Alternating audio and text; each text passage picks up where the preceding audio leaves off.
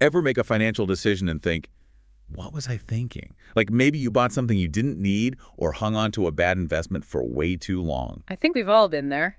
Well, today, we're going to try to understand why we make those decisions, those financial mistakes, even when we know better. We're going to go deep on the psychology and the emotions, even the social stuff that can really mess with our money choices. So this is more than just bad math. Way more. It's about the hidden stuff, the stuff most people don't even realize is influencing them. It's like there's a whole invisible world of forces pushing and pulling us in different financial directions. Exactly. And we're going to decode all of it right here, right now, in this deep dive. So get ready to explore the fascinating and sometimes frustrating reasons why we humans are so darn bad with money.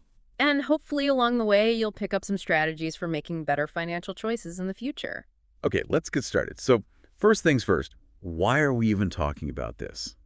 I mean, is it really that common to make financial mistakes? Oh, absolutely. It's way more common than you might think. Everyone makes financial mistakes, even the people who seem super financially savvy.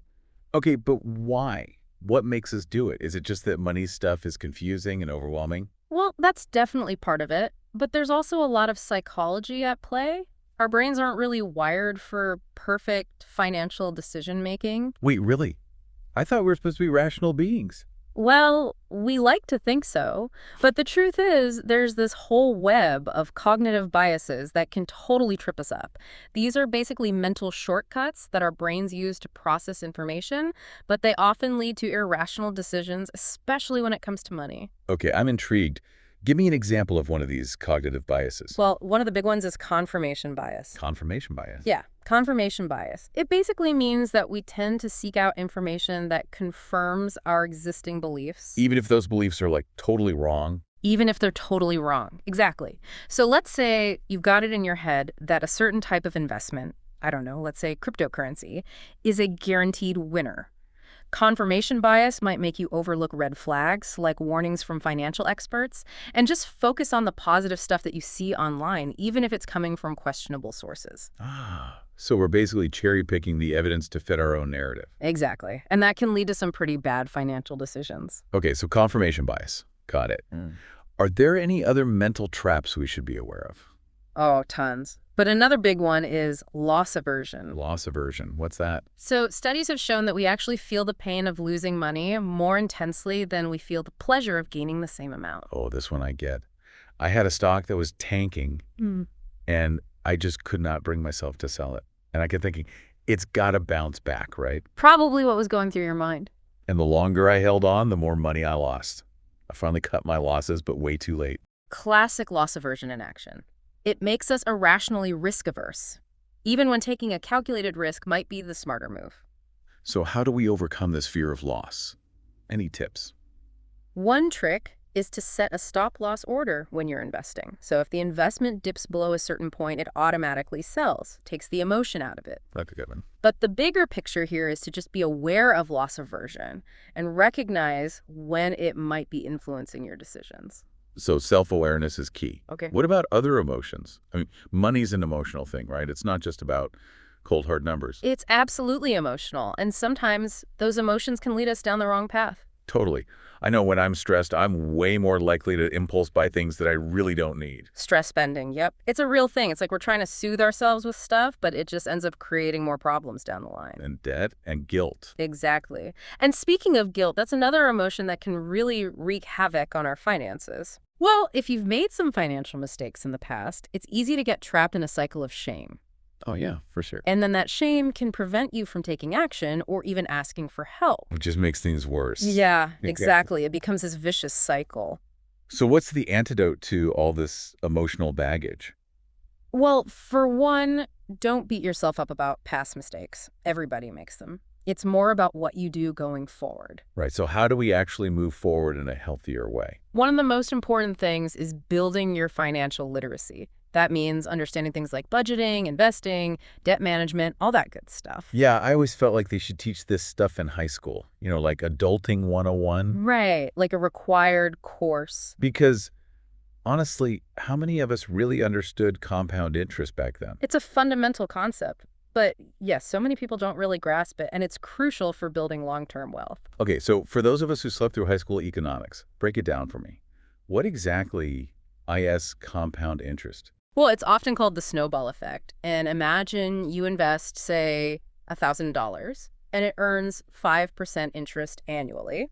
Okay. So the first year, you earned $50 in interest. Right. But in year two, you're earning interest not just on that initial $1,000, but also on that $50 you earned the year before. Oh, So now you're earning interest on interest. okay. I'm starting to see how that And it snowballs. gets bigger and bigger over time. Okay, I get it. Compound interest is our friend. Okay. So financial literacy. Check. But it's not just about knowing the numbers, right?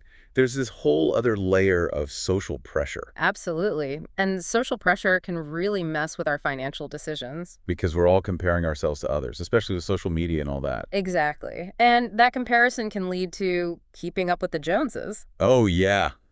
My neighbor got a new car, so I need a new car too. Exactly. And then there's also the never-ending barrage of advertising telling you that you need the latest and greatest everything. Don't forget the perfectly curated Instagram feeds, making everyone look like they're living these lavish lifestyle. It's so easy to fall into that trap of feeling inadequate. Yeah, you start thinking, I should be doing better. I should have more. And that can lead to some pretty unhealthy financial choices, like overspending, trying to keep up with an image that's not even real.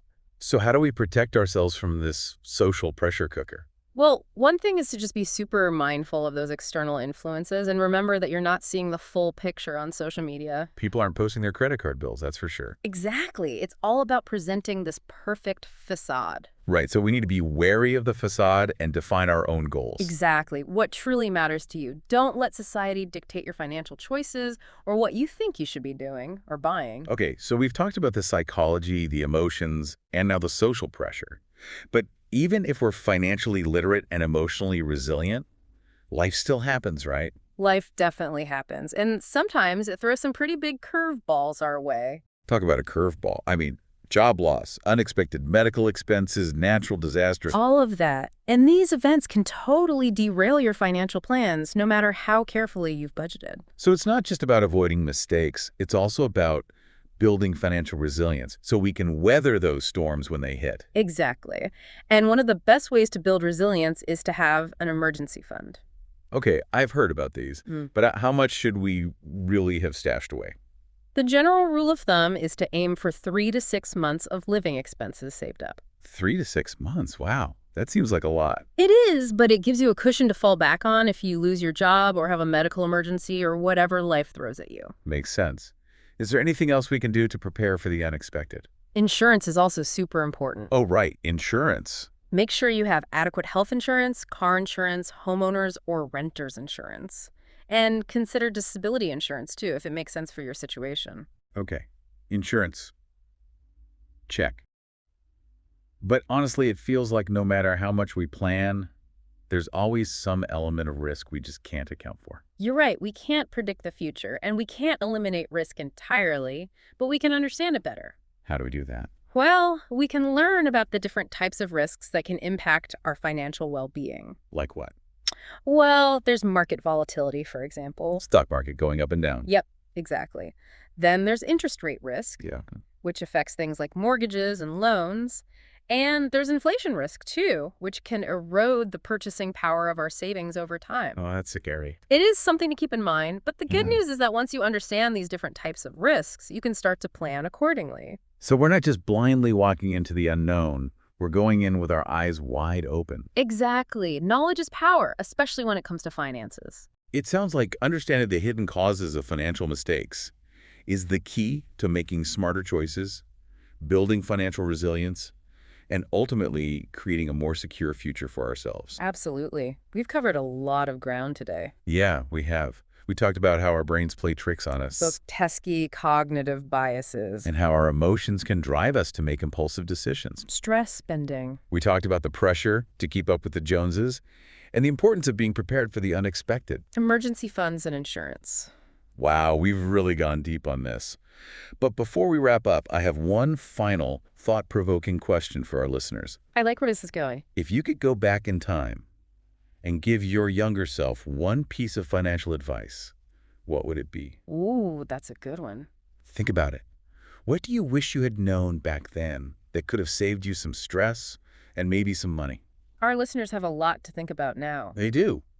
But hopefully they'll come away from this with a better understanding of the forces that shape our financial decisions. And maybe even a little more confidence to take control of their money and their future. To all our listeners out there, keep learning, keep asking questions, and keep striving for a brighter financial future. We'll see you next time for another deep dive. See you then. Bye, everyone. Bye.